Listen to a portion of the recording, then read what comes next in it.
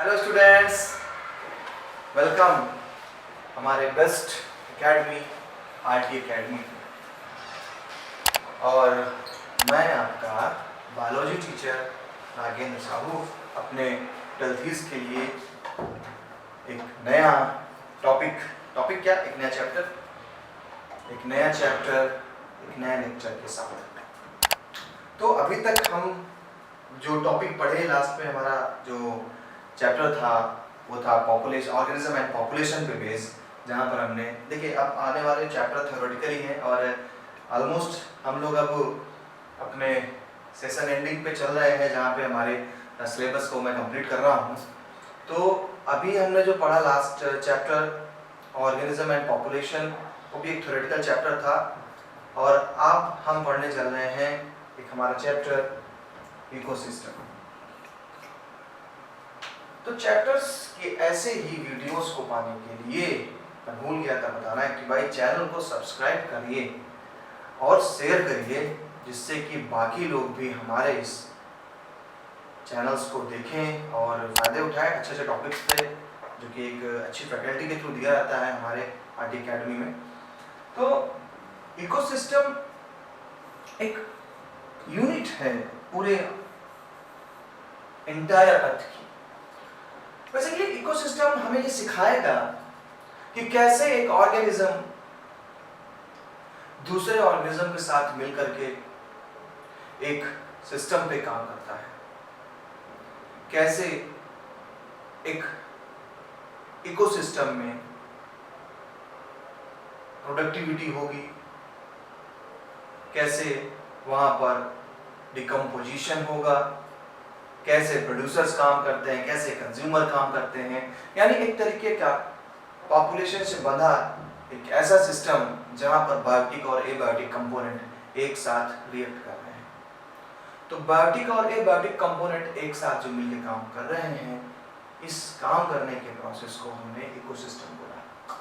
तो हम इकोसिस्टम में आज जानेंगे स्ट्रक्चर और फंक्शन, प्रोडक्टिविटी के बारे में।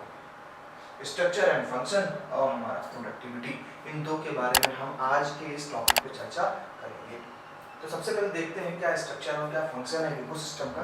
तो चलिए आ जाइए अपने टॉपिक पर, जो है इकोसिस्टम।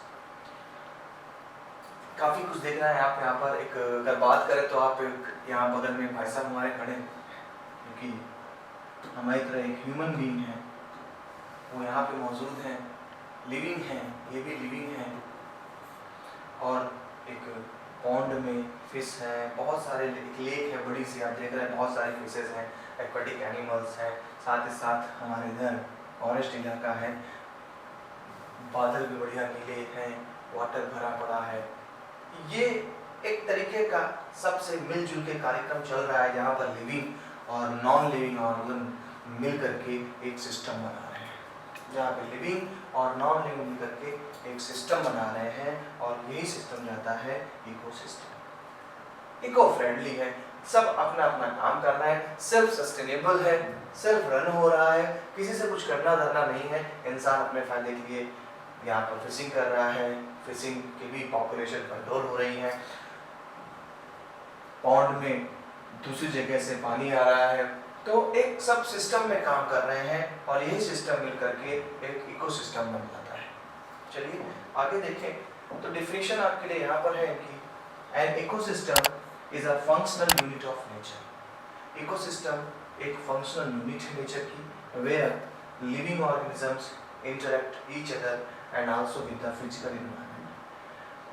इकोसिस्टम एक फंक्शनल यूनिट है नेचर की। फंक्शन क्योंकि यही पर सारे फंक्शंस हो रहे हैं, कोई जी रहा है, कोई मर रहा है, कोई खा रहा है, कोई पी रहा है, सारे फंक्शंस इस जगह पे चल रहे हैं, इसलिए ये क्या है, फंक्शनल यूनिट है। वेयर लिविंग ऑर्गेनिज्म इंटरैक्ट, जहां पर लिविंग ऑर्गेनिज्म इंटैक्ट हो रहा है each other and also with the physical environment, इसके सराउंडिंग का जो एनवायरनमेंट है उससे भी इंटरेक्शन कर रहा है, यही एक बन जाता है इकोसिस्टम। ठीक है, तो यह डेफिनेशन इकोसिस्टम की आप यहाँ से कॉपी कर लेंगे। नोट्स बनाने के लिए भी आपके, जैसे कि मैंने बोला था कि हमारे लेक्चर्स में आपको नोट्स भी मिलेंगे और इनको आराम से आप नोट्स बना सकते हैं इनसे। Entire biosphere, Entire biosphere is regarded as global ecosystem. पूरा का पूरा जो बायोस्फीयर है ये रिगार्ड किया जाता है एक ग्लोबल इकोसिस्टम पे। पूरा पूरा हमारा जो एक बायोस्फीयर भी देखा जाए तो इकोसिस्टम है, अलग अलग कॉन्टिनेंट है, अलग अलग पॉपुलेशन है, सब आप में इंटरेक्शन कर रही हैं, कहीं पे बारिश ज़्यादा हो रही है, कहीं पे डेजर्ट है, तो ये सबको कॉमनली हमने बोला क्या है कि हमारा जो इको बायोस्फीयर है वो ग्लोबल इकोसिस्टम है। In an ecosystem, biotic and abiotic component interact and function as a unit. किसी भी इकोसिस्टम में बायोटिक और एबायोटिक कंपोनेंट साथ में इंटरेक्ट करते हैं। Vertical distribution of different species occupying different level is called stratification. ये देखिए सब थोड़ा सा समझ जाना है कि आप vertical distribution of different species, अगर आप वर्टिकली देखेंगे, ये है वर्टिकल, अगर आप वर्टिकली देखेंगे तो डिफरेंट स्पीशीज अलग अलग टाइप के स्पीशीज अलग अलग लेवल को ऑक्यूपाई करती हैं। यहाँ से क्वेश्चन आपका बनेगा, ये क्वेश्चन को मैं यहाँ कर देता हूँ, इंपॉर्टेंट लिख देता हूँ, जहाँ पे आपने याद रखना है कि अगर हम वर्टिकली देखें तो आप देखिए, वर्टिकली देखिए तो देखिए एक लेवल इनका है, इनको मान लें बी, इनसे जो हाइट बढ़ी तो देखिए हर्ब्स की हाइट है, हर्ब्स की हाइट ये, इनको मान लें बी। अब देखिए वर्टिकली चल रहा है, अभी वर्टिकली और चले तो देखिए एक कैटेगरी आ गई हमारी पाइनस की, ये पाइनस की कैटेगरी आ गई हमारी, और ऊपर चलो जो हमारे बड़े प्लांट हैं उनकी अलग कैटेगरी। तो देखा जाए अगर वर्टिकली हम देखें तो वर्टिकली ऑर्गेनिज्म की अलग अलग क्या है, लेवल है। इस लेवल को हमने क्या बोला, स्ट्रैटिफिकेशन। ये हमारा लेवल गया स्ट्रैटिफिकेशन। तो एग्जांपल में इन forest trees occupy top strata, shrubs the second, and herbs and grasses the bottom layers। सबके अलग अलग लेवल है। एक टर्म होता है कैनोपी। तो कैनोपी हमारा जो है वो हमारा सेकंड लेवल है। देखिए ये देखेंगे तो कैनोपी देखिए जब प्लांट के ज़्यादा से ज़्यादा पार्ट एक लेवल पाए जाएं, किसी भी प्लांट के पॉपुलेशन में ज़्यादा से ज़्यादा प्लांट एक लेवल पे मिल रहे हैं तो वो कैनोपी बन जाती है। इसी को हम बोलते हैं कैनोपी लेयर। क्या बोल देंगे, कैनोपी लेयर। तो ये बन जाएगी आपकी कैनोपी लेयर, ठीक है। तो इस तरीके से वर्टिकली डिस्ट्रीब्यूट किया गया डिफरेंट स्पीशीज को डिफरेंट लेवल पे, यही हमने बोला टर्म दिया स्ट्रैटिफिकेशन। स्ट्रैटिफिकेशन टर्म आता है। चलिए आते हैं स्ट्रक्चर एंड फंक्शन में। अब हम पढ़ते हैं टाइप्स ऑफ इकोसिस्टम। कितने टाइप के इकोसिस्टम मिल गए हमें, ये तो पता चल गया कि इकोसिस्टम जो बनेगा वो बायोटिक और एबायोटिक कंपोनेंट के मिलने से बनेगा। अब हम ये जानने चल रहे हैं कि आखिर ये जो कंपोनेंट बने हैं ये कंपोनेंट किस किस तरीके से किस किस एटमॉस्फेयर में है। तो हमने पाया कि डिफरेंट टाइप के हमें इकोसिस्टम मिले। जैसा पहला है terrestrial ecosystem, second aquatic ecosystem and third man made ecosystem. इसी मैन मेड को हमने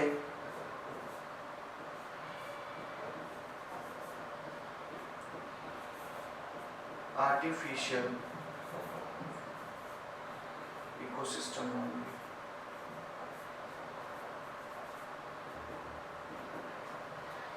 इसी को हमने नाम दिया आर्टिफिशियल इकोसिस्टम। तो यहाँ पर टाइप्स ऑफ इकोसिस्टम में 3 टाइप्स के इकोसिस्टम मिले, terrestrial ecosystem, aquatic ecosystem, man made ecosystem. Terrestrial ecosystem पे जाएंगे तो टेरेस्ट्रियल मतलब जमीन पे, यानी ये जो इकोसिस्टम है ये लैंड पे लागू होगा।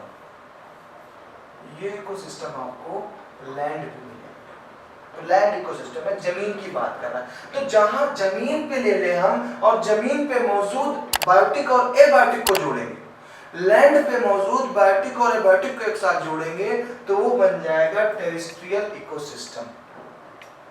क्या बनेगा, टेरेस्ट्रियल इकोसिस्टम, यानी लैंड पे मौजूद इकोसिस्टम। अब जब लैंड पे मौजूद इकोसिस्टम है तो टेरेस्ट्रियल होगा, तो सिंपल सी बात है मेरे भाई, फॉरेस्ट, ग्रासलैंड, डेजर्ट, ये सारी चीजें आ जाएंगी। फॉरेस्ट होगा, ग्रासलैंड होगा, डेजर्ट, ये हमारे किस में आ जाएंगे, टेरेस्ट्रियल इकोसिस्टम में। क्यों, क्योंकि सारी चीजें, अब डेजर्ट आसमान में तो होगा नहीं, पेड़ भी धरती पे लगते हैं, है ना। Next aquatic ecosystem. अब अगर पानी के वाटर सोर्स के अंदर की बात करेंगे तो वाटर सोर्स के अगर अंदर की बात करेंगे तो वो बन जाएगा एक्वाटिक इकोसिस्टम। अब पानी के बीच मौजूद बायोटिक एंड एबायोटिक कंपोनेंट, तो वाटर के बीच मौजूद बायोटिक और एबायोटिक कंपोनेंट आ जाएंगे मिलकर के एक्वाटिक इकोसिस्टम में। तो पॉन्ड हो गया, लेक हो गया, वेटलैंड हो गया, रिवर हो गया, एस्टुरीज हो गया। ये मैं आपको सब बताऊंगा वेटलैंड एस्टुरीज है क्या। लेकिन हमारे लिए जो हमारे सिलेबस में एक्वाटिक इकोसिस्टम पढ़ना है वो पढ़ना है हमें पॉन्ड का, जो आज मैं पॉन्ड का स्टार्ट करूंगा। और ये ट्रेडिशनली के आपको एग्जांपल देने हैं कि यहाँ डेजर्ट में क्या इकोसिस्टम है हमारा। अगर डेजर्ट में बात करेंगे तो इकोसिस्टम कैसे होगा, वाटर में बात करेंगे तो इकोसिस्टम कैसे होगा।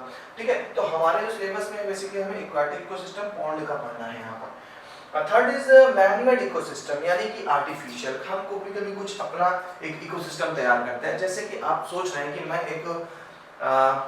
एक फार्म हाउस खोलना चाहता हूँ। फार्म हाउस में आपने काफी ज्यादा लैंड पे एग्रीकल्चर के लिए करवाया है, तो आप एग्रीकल्चर के लिए क्या कर रहे हैं, वहाँ पे जो भी क्रॉप आप लगाई, अब क्रॉप लगाई तो क्रॉप प्रोड्यूसर हो गया।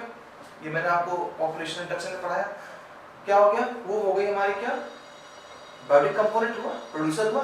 अब उस प्रोड्यूसर को खाने वाले कुछ इंसेक्ट होंगे, कुछ हर्बीवोरस एनिमल्स आ जाएंगे।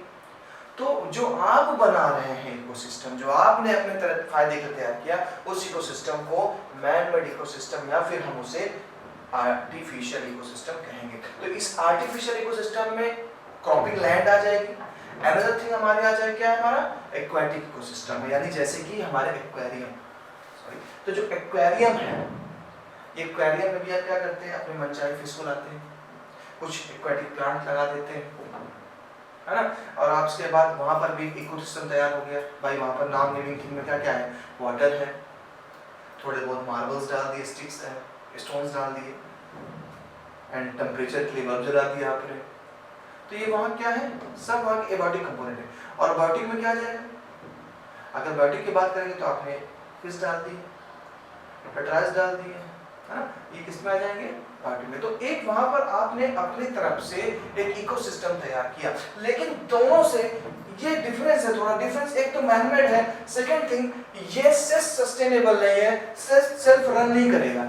ऐसा नहीं है आपने एक्वेरियम बनाया, फिश डाल दी, आपने प्लांट डाल दिया, अब आप भूल जाइए कि नहीं वहां पे पानी गंदा नहीं होगा। पानी गंदा होता है, हमें उसे साफ करना पड़ता है।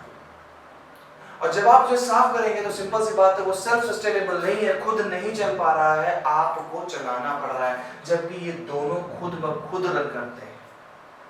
क्या आप डेजर्ट में पानी बरसाने जाते हैं? नहीं। क्या आप जंगल में पेड़ लगाने जाते हैं? नहीं। वो अपने आप रन कर रहा है। तो जो हमारा थर्ड है मैन मेड इकोसिस्टम है, ये सेल्फ रन नहीं करेगा, ये सेल्फ सस्टेनेबल नहीं है। ओके, चलिए आगे चलते हैं। जैसा कि मैंने कहा कि हमारे सिलेबस में पॉन्ड इकोसिस्टम का जिक्र किया गया है। तो पॉन्ड पे चले अगर, तो देखिए किसी भी, मैं आपको बता दूं, जो मैंने बताया फिर से बताना जरूरी समझूंगा यहाँ पर, कि कोई भी इकोसिस्टम होगा, ये इकोसिस्टम में दो चीजें पाई जाती हैं। अगर कोई इकोसिस्टम है तो इस इकोसिस्टम में टू थिंग्स हमारी पाई जाती हैं। एक है बायोटिक और another one is abiotic. Biotic और एबायोटिक। अगर बायोटिक पे चलेंगे तो बायोटिक में हमें तीन लोग मिलेंगे, प्रोड्यूसर,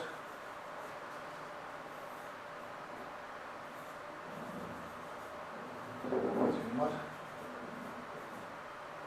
और एक मिलेगा डिकम्पोजर। तीन लोग मिलेंगे, एक तो हमें प्रोड्यूसर मिलेंगे, दूसरे हमें कंज्यूमर मिलेंगे, तीसरा हमें डिकम्पोजर मिलेंगे। तो प्रोड्यूसर्स में जितने भी ग्रीन प्लांट्स हैं, प्रोड्यूसर में जितने भी ग्रीन प्लांट्स हैं वो ग्रीन प्लांट्स प्रोड्यूसर्स में आ जाएंगे। कंज्यूमर में अगर आप देखें तो ग्रीन प्लांट्स को कंज्यूम करने वाले कई लोग होते हैं। एक कंज्यूमर है जो ग्रीन प्लांट को डायरेक्टली खा लेंगे, वो हमारे प्राइमरी कंज्यूमर है। एक जो प्राइमरी पे डिपेंडेंट है वो सेकेंडरी कंज्यूमर है, और जो सेकेंडरी पे डिपेंडेंट है वो हमारे टर्सरी कंज्यूमर है। डिकम्पोजर्स क्या करेंगे, नाम से लग रहा है कि किसी की बॉडी को डिकम्पोज करेंगे, यानी जो हमारी बॉडी एक कॉम्प्लेक्स स्ट्रक्चर है, उस बॉडी को ये सिंपल फॉर्म में कन्वर्ट करते हैं, ये सिंपल फॉर्म में कन्वर्ट करेंगे। तो अगर देखा जाए तो इकोसिस्टम दो चीजों से मिलकर बनता है, और मैंने बताया भी था कि इकोसिस्टम क्या है, इंटरेक्शन है between biotic and abiotic component. तो यहाँ पर जो बायोटिक कंपोनेंट उसके 3 पार्ट के, प्रोड्यूसर, कंज्यूमर और डिकम्पोजर। प्रोड्यूसर में ग्रीन प्लांट्स है जिनसे पूरी दुनिया चलनी है।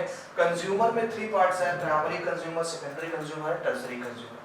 डिकम्पोजर्स की बात करें तो डिकम्पोजर्स का बॉडी डिकम्पोज, यानी एक दिन ग्रीन प्लांट भी मरेंगे, प्रोड्यूसर मरेंगे, कंज्यूमर मरेंगे। तो प्रोड्यूसर और कंज्यूमर को कंज्यूम करने वाले जो हैं वो हमारे हैं डिकम्पोजर। ओके, अब आते हैं बात इकोसिस्टम में एबायोटिक कंपोनेंट। सिंपल सी बात यार, एबायोटिक कंपोनेंट का मतलब जो भी नॉन लिविंग कंपोनेंट है, जो भी नॉन लिविंग कंपोनेंट। अब नॉन लिविंग जो कंपोनेंट है हमारे, उन नॉन लिविंग कंपोनेंट में हमारा वाटर है, एयर है,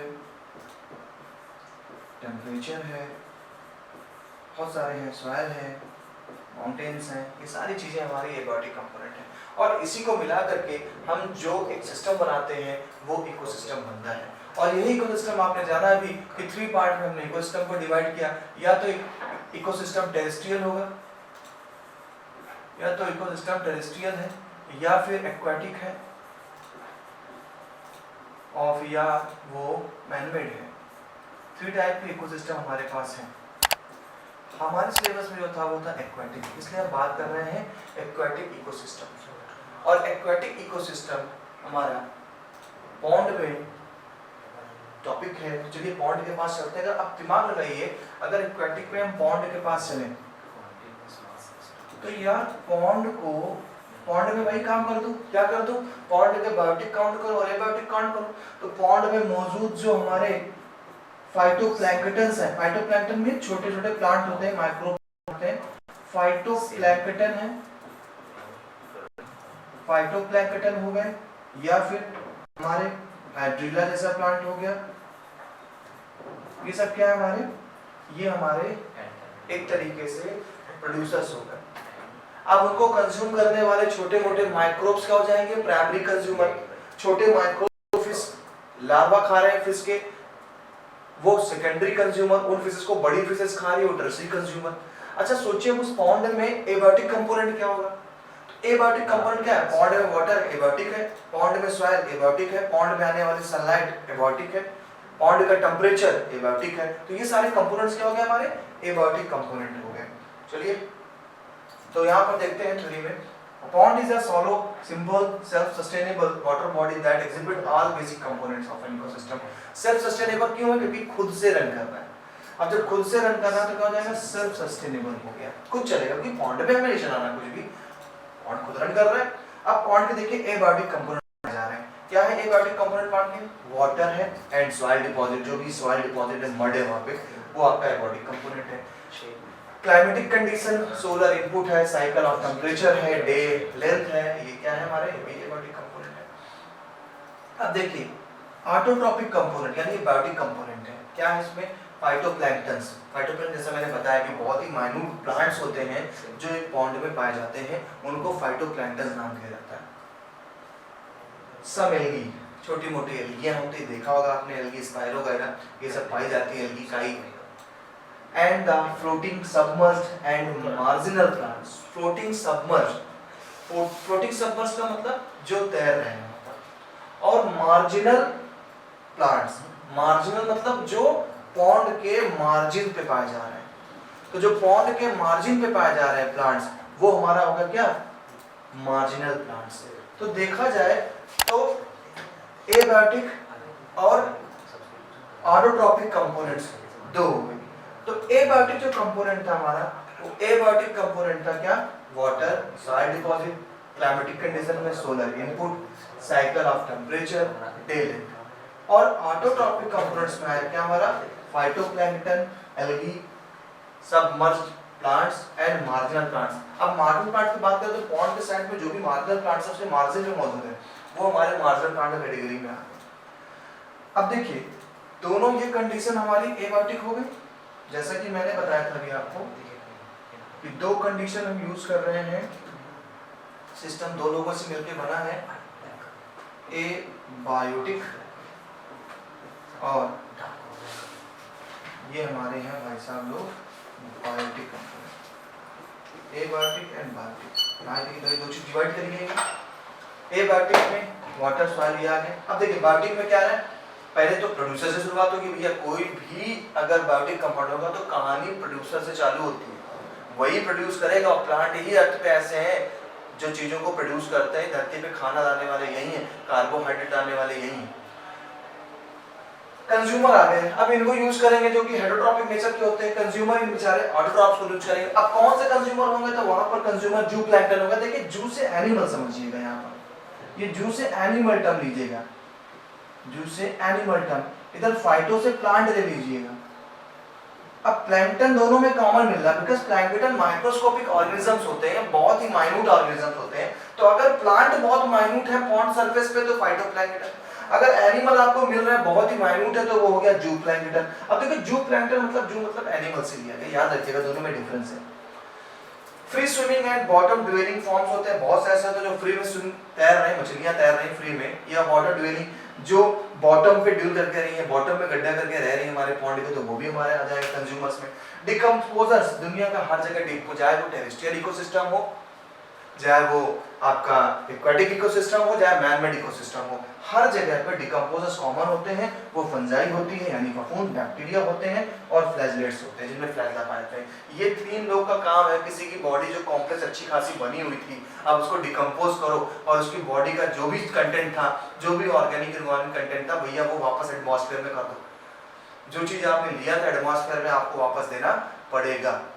कोई डेड जाती किसी की, कोई मर गया कुत्ता रोड किनारे, वो सड़ेगा, डिकम्पोज होगा, डिकम्पोज होगा तो दो चीजें रिलीज करेगा, कुछ चीजें गैसियस फॉर्म में, कुछ तो लिक्विड फॉर्म में रिलीज करेगा। अभी जो गैसियस फॉर्म में रिलीज कर रहा है ऑर्गेनिक कंटेंट सब चला जाएगा, फिर से एटमॉस्फेयर का हिस्सा बन जाएगा, फिर से कार्बन नाइट्रोजन ऑक्सीजन से सब एटमॉस्फेयर में चली गई। और जो बॉडी डिकम्पोजन के बाद जो लिक्विड रिलीज हो रहा है वो लिक्विड लीच आउट होकर के सॉइल सरफेस में चला जाएगा, सॉइल का हिस्सा बन जाएगा, सॉइल की फर्टिलिटी को बढ़ाएगा, सारी चीजें जो आपने ली थी वो आपको वापस करनी पड़ जाएगी। ओके, तो इस तरीके से हमारे डिकम्पोजर्स ने डिकम्पोज कर दिया पॉन्ड इकोसिस्टम के जो भी डेड बॉडीज थे। आगे चलते हैं। अब pond performs all the function of an ecosystem, autotrophs convert inorganic into organic matter. कहीं पर भी कोई ऑटोट्रॉफ्स होंगे, उनका फंक्शन है कि जो भी इनऑर्गेनिक कंटेंट है एटमॉस्फेयर से CO2 ले लेना, वाटर लेना, उनको मिला करके खाना बना देना, वो यहाँ पर भी होगा। हेटेरोट्रॉप्स कंज्यूम करते हैं ऑटोट्रॉप्स को, ये हमेशा की रीत रही, चाहे जो भी इकोसिस्टम ना हो हमेशा हेटेरोट्रॉप्स कंज्यूम करते हैं ऑटोट्रॉप्स को, और डिकम्पोजर्स इन दोनों को निपटा देते हैं। तो डिकम्पोजर्स एक तरीके से हमारे नेचुरल स्वीपर होते हैं जो हमारी जो भी रिमेनिंग पार्ट है, डेड बॉडीज हैं, उनको साफ करने का काम करते हैं, अदरवाइज वो एटमॉस्फेयर में वैसे ही मेंटेन रहेंगे। बात आती है अब कुछ कंपोनेंट की, तो 4 बेसिक कंपोनेंट होते हैं इकोसिस्टम के, यानी ये कंपोनेंट है छोटे छोटे पार्ट इकोसिस्टम के, जैसा पहला productivity, second decomposition, third energy flow and fourth nutrient cycle. Nutrient cycle हमारे सिलेबस से रिड्यूस हो गया है, लेकिन इसका कुछ पार्ट जो आपके लिए इंपॉर्टेंट है आगे की एग्जामिनेशन के लिए, वहां पे मैं आपको ये बताऊंगा कुछ पार्ट पे। तो प्रोडक्टिविटी बात करते हैं, डिकम्पोजिशन, एनर्जी कंपोनेंट है, ये तो होने ही होने हैं किसी भी इकोसिस्टम में। तो पहली बात करते हैं प्रोडक्टिविटी। आपके हिसाब से प्रोडक्टिविटी का मतलब क्या है कि कुछ भी प्रोड्यूस कर देना। अगर हम बात करें प्रोडक्टिविटी की, तो हमारे ग्रीन प्लांट्स इस सनलाइट का यूज करते हैं, ग्रीन प्लांट्स हमारे इस सनलाइट का यूज करते हैं, और इस सनलाइट को लेकर ये क्या करते हैं, आपने फोटोसिंथेसिस प्रोसेस पढ़ा हुआ है, CO2 लेना है प्लस वाटर लेना है और बना देना है क्या, ग्लूकोज। CO2 लेकर के वाटर लेकर के बनाना है क्या, ग्लूकोज।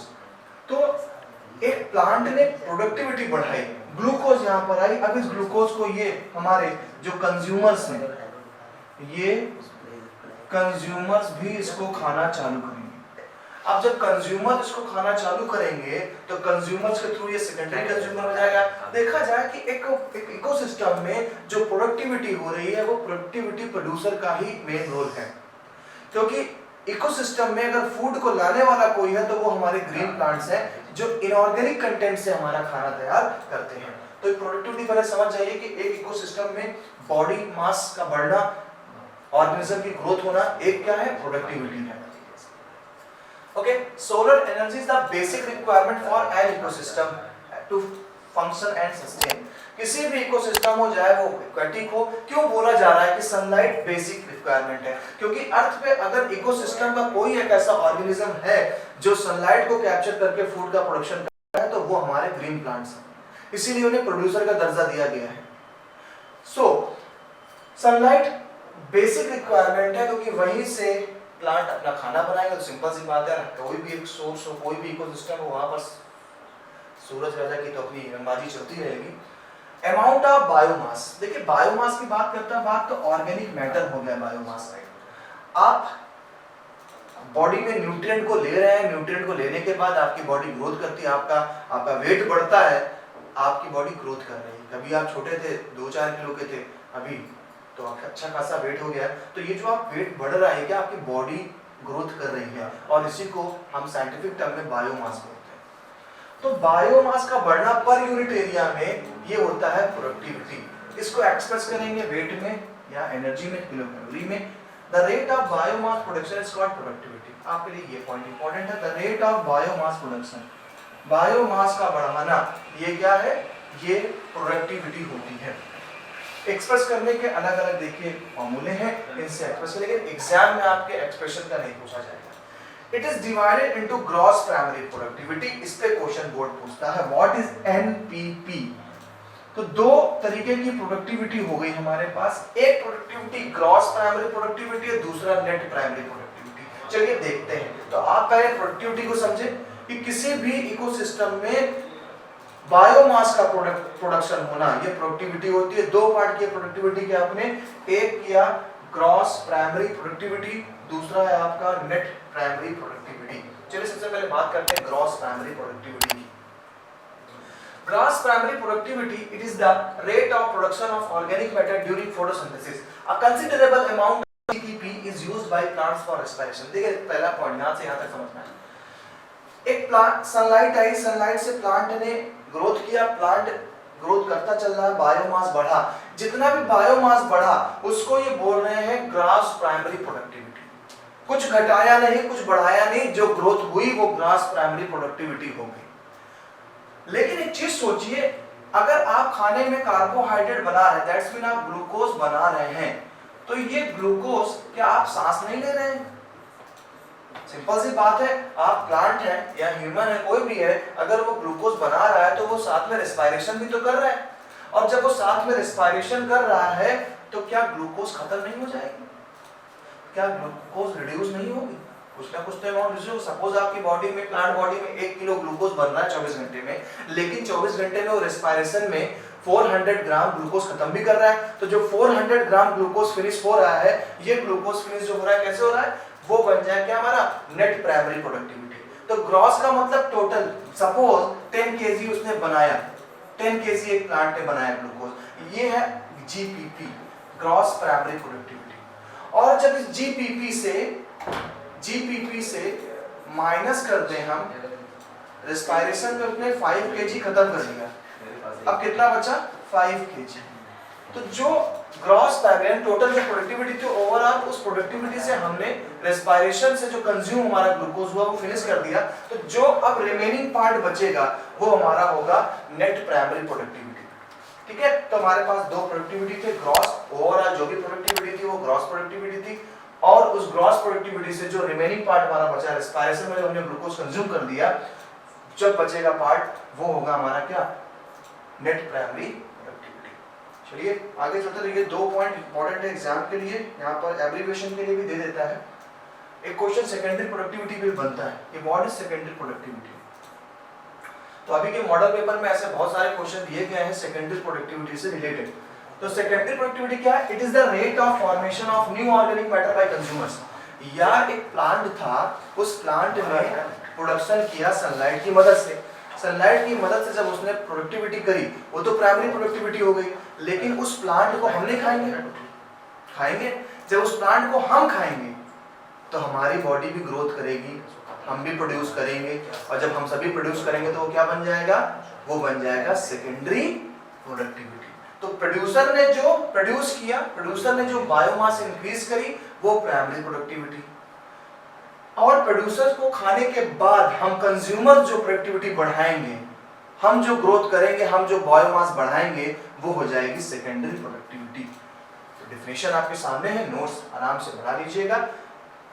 प्राइमरी प्रोडक्टिविटी वेरीज करती है डिपेंडेंट इकोसिस्टम में, तो the plant species inhibiting an area, environmental factors. तो सिंपल सी बात है यार, अच्छी खासी धूप हो रही है, बरसात का मौसम है, प्रोडक्टिविटी प्लांट अच्छा करेगा। लेकिन यही जब ऑटम सीजन आ जाएगा, पतझड़ का मौसम आ जाएगा, सनलाइट सफिशिएंट नहीं मिल रही है, तो उस समय उसकी प्रोडक्टिविटी खराब हो जाएगी। तो इन्वायरमेंटल फैक्टर जरूर अफेक्ट करेंगे हमारी प्रोडक्टिविटी को। एनुअल नेट प्राइमरी प्रोडक्टिविटी एक आइडिया लगाया गया कि टोटल जो प्रोडक्टिविटी है ऑल ओवर बायोस्फीयर की 170 बिलियन टन्स होती है, ड्राई वेट है इतना, ये एक आइडिया लगाया गया है as a GK question. Of this despite occupying 70% of the surface, the productivity of ocean is only 55 billion tons. तो ओशियन से बहुत ज्यादा प्रोडक्टिविटी होती है, बिकॉज ओशियंस में बहुत सारे फाइटोप्लैंक्टन, बहुत सारी एल्गीज पाई जा रही हैं जो प्रोडक्टिविटी को बहुत बढ़ाती है। तो स्टूडेंट्स, आज हमने इस अपने लेक्चर में, आज के लेक्चर में हमने इकोसिस्टम चैप्टर के 2 टॉपिक को खत्म किया है। एक टॉपिक हमारा था structure and function of ecosystem, and second topic था हमारा प्रोडक्टिविटी। अच्छे से पढ़िएगा। नोट्स के लिए वीडियो को पास करके आप नोट्स भी बना कर लें, जैसा हमारी आरटी अकेडमी कहती है कि हर सब्जेक्ट में आपको नोट्स भी प्रोवाइड किए जाएंगे, तो वो नोट्स ऐसे प्रोवाइड किए जाएंगे आपको। और नेक्स्ट जो हमारा टॉपिक होगा वो इकोसिस्टम पे एक नए चैप्टर पे, एक नए टॉपिक पे हम बात करेंगे एक चैनल पे, वो है हमारा आरटी अकेडमी, जहाँ पर बेस्ट फैकल्टी के थ्रू आपको बेस्ट लेक्चर्स प्रोवाइड किए जाते हैं। ओके, मुलाकात करेंगे नेक्स्ट लेक्चर में, तब तक के लिए बाय बाय।